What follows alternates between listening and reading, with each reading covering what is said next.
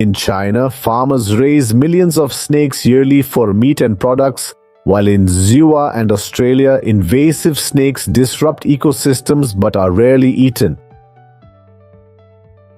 Why do these countries have such drastically different approaches to snakes? To answer this, we must visit a village of 1,000 people, covering less than 0.5 square km, yet home to over 3 million snakes of various species. Here in Zixiqiao village, Zhejiang province, snake farming is more than just an industry. It's a way of life. Chinese farmers raise millions of snakes from eggs to adults with incredible precision. The process starts when female snakes lay 12 to 21 eggs per clutch, about 30 to 35 days after mating. Eggs are carefully hand-collected every 2 hours, protecting them from mothers who might eat them. Farmers even temporarily sew snakes' lips shut to prevent this. Collected eggs go in boxes with 5 centimeters of soil sand mixed at 25 to 30% moisture. In this controlled setting, eggs incubate for about 75 days until hatching. At 1 month, baby snakes, 50 per group, are fed small frogs daily. As they grow, larger prey like frogs and rats are introduced. At 8 months, a mature 2.5 kilogram snake is ready to lay eggs, continuing the cycle. Zixiqiao farmers expertly raise snakes, vipers, and other species for various uses.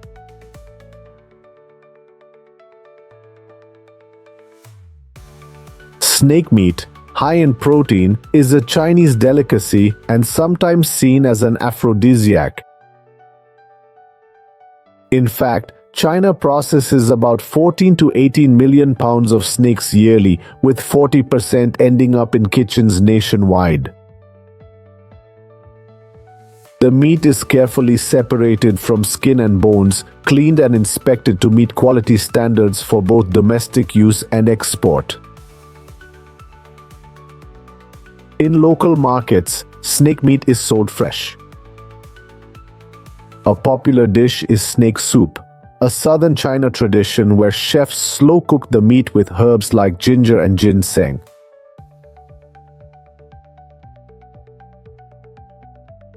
Some meat is exported, mainly from Guangdong province, China's largest snake export hub, to Southeast Asian high-end restaurants. Snake farming is so profitable that an average farmer can earn $55,000, $68,000 yearly, far exceeding rural China's average wage. The leather industry also benefits from snake farming due to the unique texture of snakeskin. After harvesting, snakeskins are carefully removed in long, continuous strips. They're then treated, tanned, and sometimes dyed in vibrant colors or printed with patterns, making each piece unique. China exports significant amounts of snakeskin globally, with high demand in Europe and North America. A square meter can fetch hundreds of dollars. For centuries, snake wine has been one of the most exclusive traditional products from Chinese snake farms. Snakes chosen for this are usually 1 to 2 years old, ensuring the right size and potent venom. Once selected, the snakes are prepared and preserved whole in glass bottles. The bottles are then filled with rice wine, sealed, and left to ferment for months or years. The venom, neutralized by the alcohol's ethanol, is said to enhance the wine's potency. A bottle costs between $980 to $1,100 and is especially popular in East and Southeast Asia. Chinese farmers also extract venom from snakes, vipers, to create life-saving treatments. Venom is carefully extracted by farmers who milk snakes, coaxing them to bite sterile containers. The venom is then collected and refined. Common uses include anti-venoms for snake bites and pain relief medications.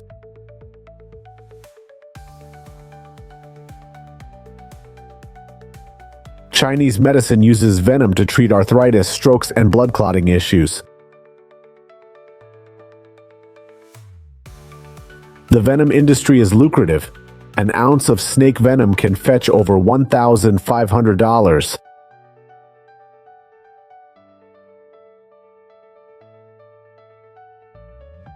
In the US, invasive snakes, especially Burmese pythons, are a major ecological threat. These snakes entered the Florida Everglades in the late 1900s, likely after Hurricane Andrew destroyed a python breeding facility in 1992. Now its population is estimated at 100 to 300,000, with no natural predators in the Everglades. They've decimated 99.3% of mammal populations in certain Everglades areas. Some suggested harvesting pythons for meat, but tests showed alarmingly high mercury levels in their flesh.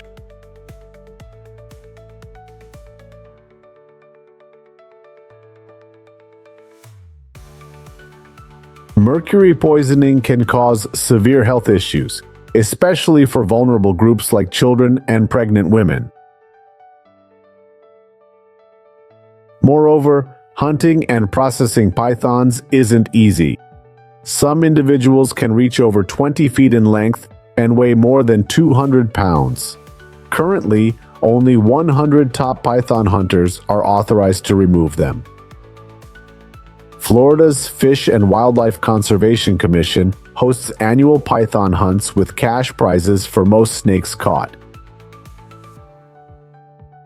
Contractors earn hourly wages between $13 and $18, while freelancers get a premium rate of $50 per python, up to 4 feet long, with an extra $25 for each additional foot. Plus, they score a $200 bonus for each python nest they successfully remove. Australia is home to some of the world's deadliest snakes, like the eastern brown and taipan, known for their lethal bites.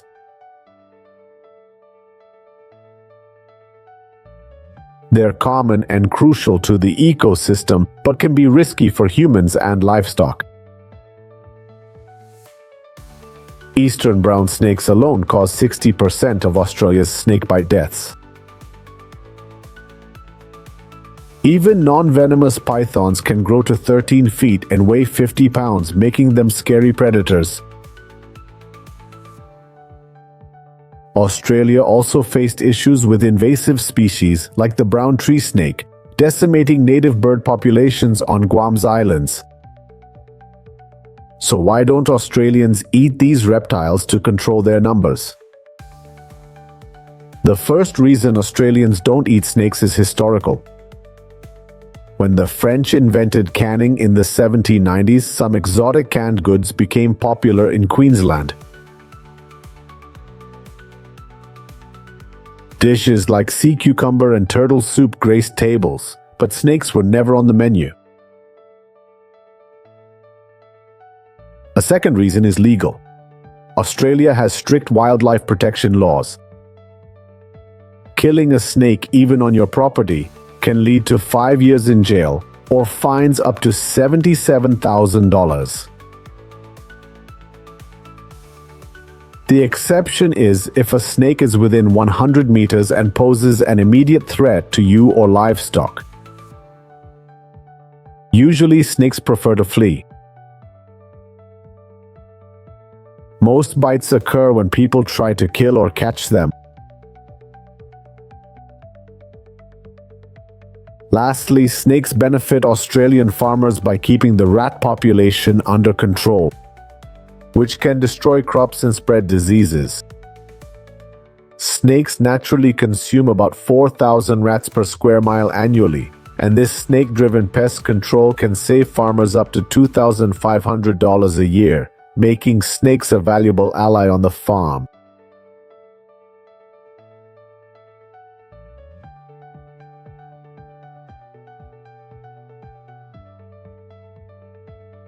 In efforts to save endangered species, soft-shell turtles have become economically crucial.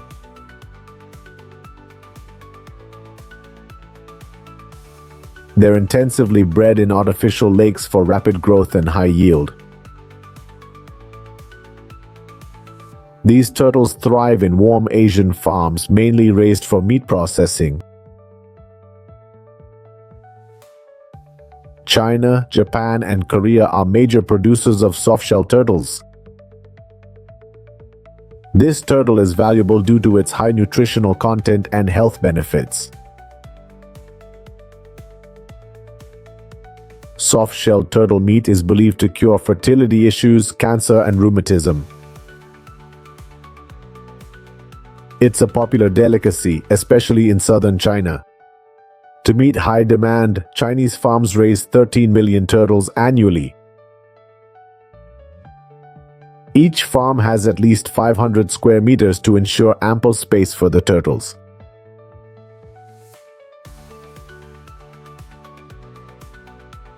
Soft-shell turtles have a unique reproductive cycle. Females can lay eggs 2 to 5 times per year. Each clutch can contain up to 40 to 50 eggs.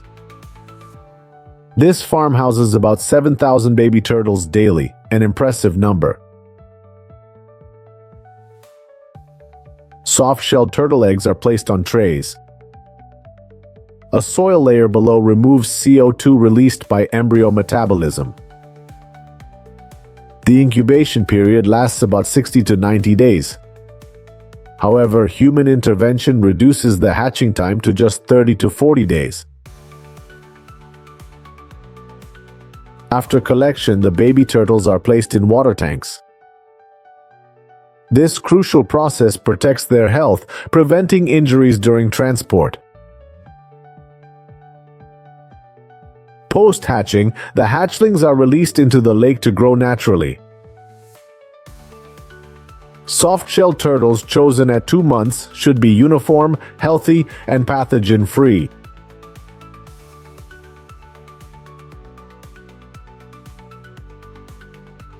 Initial density at 15 grams is 10 to 15 turtles per square meter. The density decreases as the turtles grow larger. At 500 grams, there are about 3 turtles per square meter. They mature in 4 to 5 years depending on cultivation and living conditions. Baby turtles are raised in small tanks before moving to lakes. The growth tanks are 1 to 1.5 meters deep with a 10 to 20 centimeter mud layer at the bottom. These tanks are often near canals or rivers for a constant freshwater flow, maintaining minimum water levels. The cage is built large enough for soft-shell turtles to move around comfortably, with a slope allowing them to crawl onto land to bask in the sun and find nesting spots. Each farm has a fence at least 50 centimeters high surrounding the tank. The legs of these walls are firmly anchored in the ground. Farmers may plant trees to provide shade for turtles to rest and nest.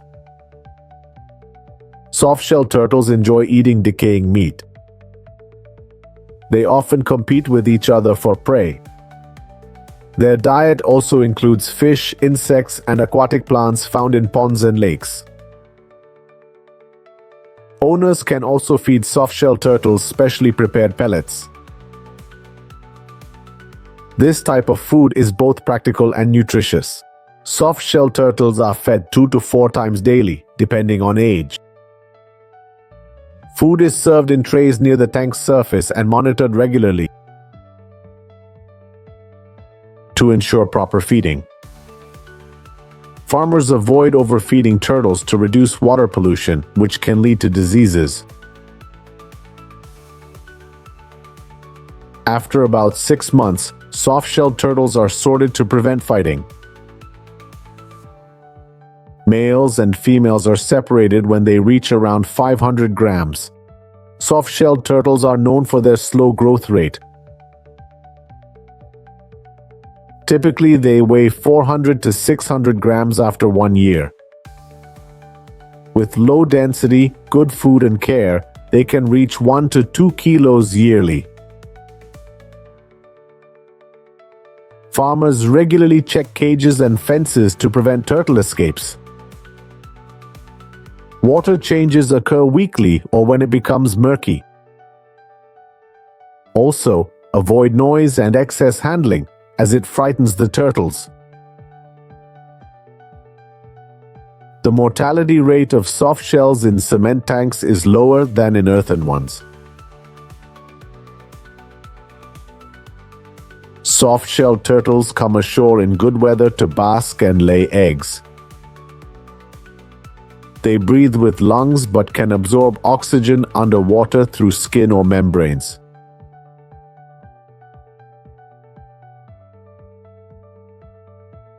Soft-shelled turtles are aggressive, like all carnivores.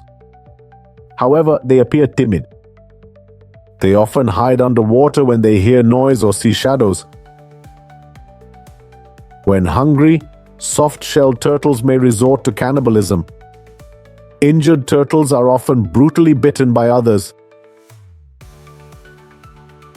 Besides modern farms, other methods are still popular in southern China. Rice fields can provide a suitable habitat for many aquatic animals. Raising soft-shelled turtles in rice fields is a traditional practice in China and many Asian countries.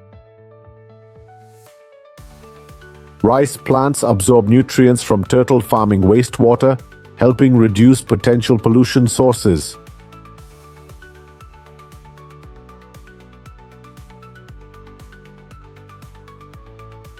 Soft-shelled turtles were once on the brink of extinction. Somehow, China turned this animal into a positive factor in the country's economic growth. After 12 to 16 months in the tanks, farmers can start harvesting. Farmers often use nets or shovels to avoid injuring the soft-shelled turtles. Choosing the right harvest time is also crucial. It's best to harvest in the dry season to avoid weather impacts and ensure better turtle quality. At this stage, drain the entire tank and capture turtles manually. They're sorted and placed in mesh bags. Farmers handle turtles gently to avoid causing them any harm. Turtle farmers typically sell to restaurants, serving customers who love this delicacy. Soft-shelled turtles are also exported by traders to Thailand and Taiwan. The quality of turtle meat is maintained from harvest to sale. Soft-shelled turtle prices depend on size, weight, and age. Cleaning and sorting turtles is crucial before processing. Soft-shelled turtle meat is delicious and can be used in many appealing dishes. In Japan, soft-shelled turtles are commonly raised in Lake Hamana. This area has warm weather and plentiful food sources. It's conveniently located between Tokyo and Osaka, major consumer markets. From November to March, soft-shelled turtles hibernate in the lake's mud. During this time, they don't eat and grow slowly. It usually takes 3 to 4 years for them to fully develop. They're market ready when they weigh 600 grams to 1 kilogram. Hattori Nakamura. Turtle Farm ships thousands of soft shells nationwide yearly.